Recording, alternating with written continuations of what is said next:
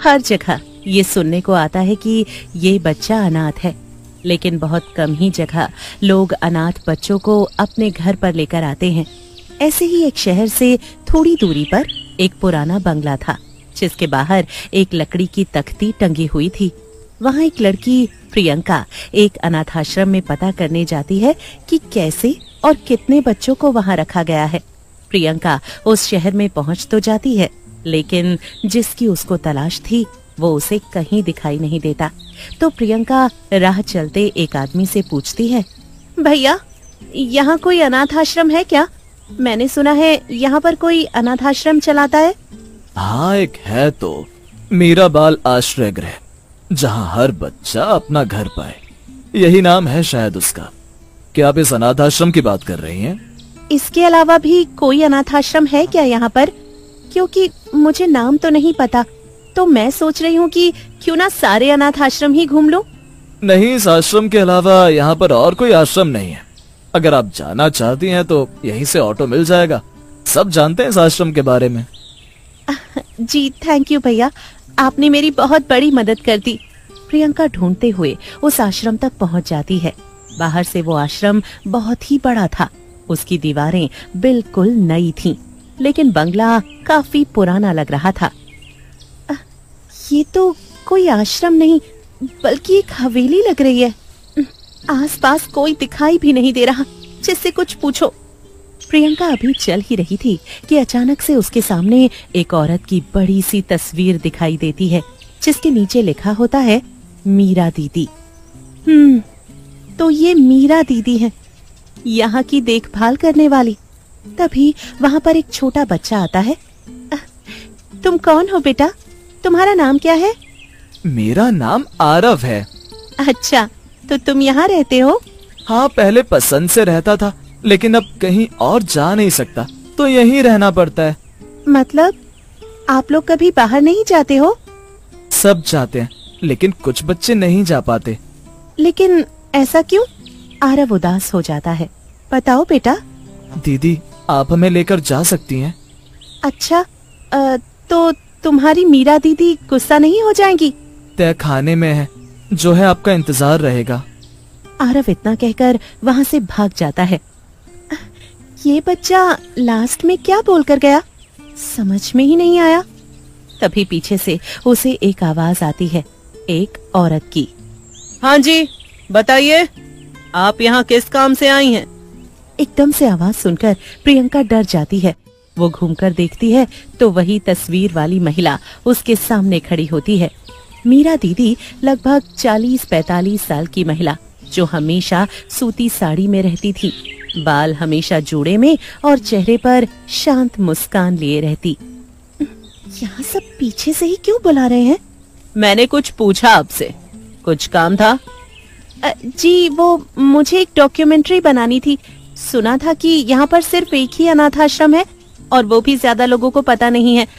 भारत में बहुत कम ही लोग हैं जो अनाथ बच्चों को पालने का बीड़ा उठाते हैं। मैं उन्हीं सभी लोगों से मिलने जा रही हूँ जिसने भी ये चीजें की हैं। मीरा बार बार अपने हाथ को देख रही थी, जैसे कुछ रोकने की कोशिश कर रही हो। क्या हुआ आपको? आप ठीक तो हैं? हाँ हाँ, सब ठीक है। मैं आपसे थोड़ी देर बाद मिलती हूँ, तब बात करते हैं। जी, जैसा आपको ठीक लगे। प्रियंका के मन में कई सवाल उठ रहे थे। वो धीरे से मीरा का पीछा करती है तो देखती है कि मीरा के पैरों के निशान आम लोगों के निशानों से काफी अलग दिखते हैं। ये क्या चीज है? ऐसे पैर तो बस चुड़ैल के होते हैं, लेकिन ये चुड़ैल कैसे हो सकती है? प्रियंका बहुत डर जाती है। थोड़ी दूर जाने पर उसे दिखाई देता है कि मीरा के हाथ आम हाथों की तरह नहीं थे। प्रियंका गौर करती है कि उसके हाथों के नाखून बहुत नुकीले होने लगते हैं और मीरा शायद ऐसा होने से रोकना चाहती थी। मीरा तेजी से चल रही थी और प्रियंका उसके पीछे पीछे। यहाँ जो जैसा दिख रहा है वैसा है नहीं। प्रियंका तेजी से मीरा के पीछे जा रही थी। मीरा एक कमरे में जाकर खुद को बंद कर लेती है। प्रियंका खिड़की से देखती है कि मीरा अब वो मीरा नहीं है, वो एक चुड़ैल में बदल चुकी है। क्यों मुझे ये हर बार झेलना पड़ता है? कब तक चलेगा ये? एक चुड़ैल कैसे अनाथालय चला सकती है? चुड़ैल तो खतरनाक होती है, तो ये बच्चों को वैसे ही रखती होगी। ये बच्चों को मार देती है क्या? मुझे यहाँ से चले जाना चाहिए। ऐसे बहुत सारे सवाल प्रियंका के दिमाग में घूम रहे होते हैं। तभी उसके कंधे पर एक हाथ आता है। प्रियंका बहुत बुरी तरह से कांपने लग जाती है और घूमकर देखती है तो वो वहाँ का चौकीदार होता है। क्या हुआ मैडम, आप यहाँ क्या कर रहे हैं? ये मीरा मैडम का कमरा है, यहाँ कोई नहीं आ सकता। चलिए जाइए यहाँ से। प्रियंका वहाँ से चली तो जाती है, लेकिन उसके दिमाग में 100 चीजें चल रही होती हैं। फिर वो फैसला करती है कि वो देख कर जाएगी आखिर बच्चे यहाँ रहते कैसे हैं। लगभग 1 घंटे के बाद मीरा अपने कमरे से वापस बाहर निकलती है। वो सलीके से साड़ी पहने हुए, बालों में जूड़ा बांधे हुए ऐसे बाहर आती है जैसे कुछ हुआ ही नहीं। मीरा प्रियंका को अनदेखा करके बच्चों के पास चली जाती है। चलो बच्चों, तुम सबके पढ़ने का समय हो गया है। पहले पढ़ाई करो, फिर खाना खाओ। ये तो बच्चों को बहुत अच्छे से रख रही है। उसे यकीन नहीं हो रहा था कि कोई चुड़ैल इतनी निस्वार्थ होकर इन अनाथ बच्चों को पाल सकती है। एक बार तो मिलना ही पड़ेगा इस चुड़ैल मीरा से। प्रियंका एक बार फिर उससे मिलने की कोशिश करती है, लेकिन मीरा उसको टाल देती है तो प्रियंका इधर उधर घूमने लग जाती है। अच्छा, तो इस चुड़ैल ने नियम भी बनाए हुए हैं। तहखाने में ऐसा क्या है जो वहाँ पर बच्चों का जाना मना है? तभी फिर से पीछे से मीरा आती है और बोलती है, तुम मेरी असलियत जान चुकी हो। तभी वो प्रियंका के सामने चुड़ैल के रूप में आ जाती है। और वहाँ मैंने जाने के लिए मना इसलिए किया है क्योंकि वहाँ जमीन कमजोर है, गिर सकते हैं बच्चे। अच्छा ठीक है, समझ गई मैं। धन्यवाद। वैसे आपसे एक और बात पूछनी थी। हाँ बोलो। रात बहुत हो गई है, तो क्या मैं यहाँ रुक सकती हूँ? थोड़ा बच्चों से भी कुछ पूछ लूंगी। क्या पूछना है? ऐसे ही बस। नहीं, हम किसी को यहाँ रुकने की इजाजत नहीं देते हैं। आप यहाँ नहीं रुक सकते। बस एक ही दिन की तो बात है, मैं कल सुबह यहाँ से चली जाऊंगी। ठीक है, कल सुबह चली जाना। और हाँ, मैं एक चुड़ैल हूँ, ये किसी को पता ना लगने पाए, वरना मेरे लिए ये नेक काम करना दिक्कत बन जाएगी। लोग मुझे यहाँ जीने नहीं देंगे। हाँ, ठीक है। सबके सोने के बाद प्रियंका सबसे पहले तहखाने में गई। वहाँ उसको अजीबोगरीब चीजें देखने को मिली।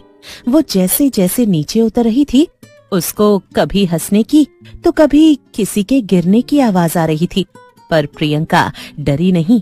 यहाँ कुछ तो गड़बड़ करती है वो चुड़ैल मीरा। यहाँ बच्चों का आना मना है, ऐसा क्या करती है वो? और यहाँ हंस कौन रहा है? और ये क्या सिस्टम लगा रखा है इसने? फिर अचानक ही उसे रोने की आवाज आई। प्रियंका ने पीछे मुड़कर देखा तो एक बच्ची जेल में कैद थी। दीदी, मुझे बचा लो, वो मुझे मार देगी। उसने पहले भी बहुत लोगों को मारा है। वो हमें पालती नहीं है दीदी, वो सिर्फ दिखावा करती है। वो हमें मार देगी। प्रियंका फौरन बच्ची के पास जाती है कि तभी उसके पीछे मीरा आकर खड़ी हो जाती है। मीरा एक चुड़ैल के रूप में उसके सामने थी।